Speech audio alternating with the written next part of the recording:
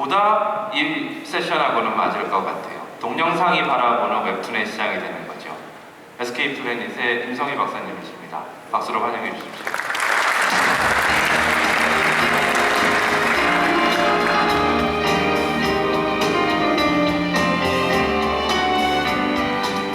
임성희입니다. 620만 네이버 웹툰에 하루 접속하는 사람의 숫자입니다. 4,500만에는 네이버 웹툰 평균 조회수입니다. 전 국민의 10%가 넘는 분들이 7편 이상의 웹툰을 매일 보고 계시는 겁니다. 이처럼 웹툰은 우리 일상생활을 깊이 파고들었습니다. 오늘 이 자리에서는 이렇게 급속도로 성장한 웹툰 산업을 통해서 방송사업자들이 무엇을 교훈으로 받아야 될지에 대해서 여러분들께 말씀드리려고 합니다. 웹툰이 성공할 수 있었던 비결은 생태계를 만들었기 때문입니다. 생태계는 대규모 이용자층, 두꺼운 작가분, 수익 모델로 구성되어 있습니다. 네이버는 이런 생태계를 만들기 위해서 무엇을 했을까요? 자, 네이버 웹툰이 첫선을 보였던 2004년으로 한번 돌아가 보겠습니다. 2004년은 전 국민의 70% 이상이 인터넷에 접속한 첫 번째 해입니다. 두 번째로 인터넷을 통해서 다양한 인쇄만화 스캔 파일이 돌면서 20개가 넘었던 만화 잡지가 10개 이하로 줄고 그에 따라 만화 작가로 데뷔하는 게 점점 더 어려워집니다. 네이버는 이 시장을 재정의하기로 합니다. 인쇄 만화의 매니아 문화적 성격을 지향하고 대중성을 확대하기로 한 거죠. 그래서 네이버의 최장수 연재작인 마음의 소리처럼 개그, 일상 이런 소재를 한 웹툰을 대거 연재합니다. 그 웹툰의 팬덤이 형성되면서 10대, 20대 남성에 국한되어 있었던 만화 독자가 여성으로 30, 40대로 확대하게 된 겁니다. 그리고 PC에서 만화 보는 재미를 극대화하기 위해서 큼직한 그림을 마우스로 스크롤하면서 볼 수 있게 스크롤 뷰라는 걸 만듭니다. 그리고 PC에서 볼 거니까 PC의 멀티미디어 기능을 최대로 활용한 녹수역 귀신 같은 웹툰을 만들어내서 독자층을 크게 늘릴 수 있었습니다. 독자들이 모바일로 이동을 했습니다. 그러니까 한 손으로 조작이 쉬운 컷뷰라는 걸 도입합니다.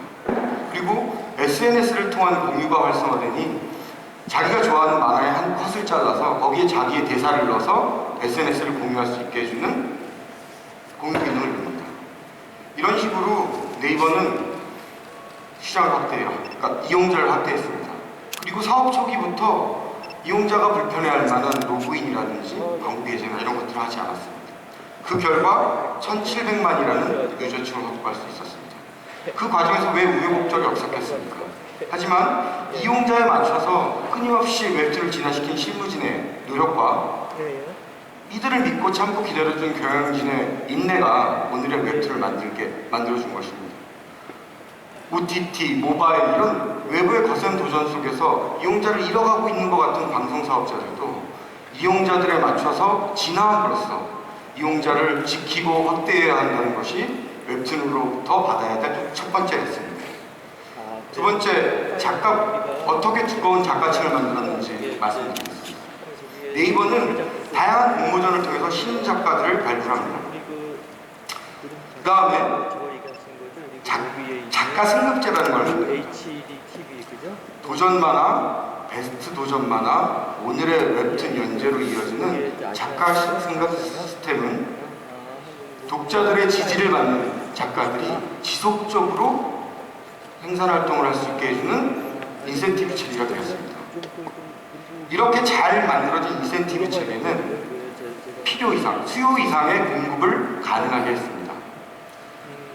어떤 콘텐츠가 이용자들로부터 지지를 받을지 모르는 불확실성이 큰 콘텐츠 비즈니스에서는 수요 이상의 과잉 생산이 반드시 필요로 합니다. 방송사업자들도 이용자들이 원하는 콘텐츠를 확보하기 위해서는 인터넷 방송, 1인 방송과 같은 방송 시스템 바깥에서 만들어지는 콘텐츠들을 시스템 안으로 들어오게 할 수 있는 프로덕션 인센티브 시스템을 만들어야 한다는 것이 웹툰이 방송사업자에게 주는 두 번째 교훈입니다. 세 번째, 수익 모델입니다. 네이버는 어느 정도 이용자를 확보한 2012년 이후로 수익 모델을 확대하기 위해서 다양한 실험을 하고 있습니다. 웹툰 유료화, 웹툰 광고, 웹툰 캐릭터를 활용한 파생 상품 판매, 그리고 네이티브 애드 방식의 브랜드 웹툰. 자, 보시는 것처럼 원하는 작가는 자기네 작품을 유료화할 수 있습니다. 그 다음, 작가와 광고주를 연결해서 작가가 직접 그린 웹툰 말미에 직접 그린 브랜드 홍보 컷을 넣을 수 있는 광고 포맷도 만들어냈습니다. 그리고 웹툰을 다양한 문화 콘텐츠, 게임, 영화, 드라마, 애니메이션 이런 다양한 문화 콘텐츠의 원천 소스로 판매하여 수익성을 확대하고 있습니다.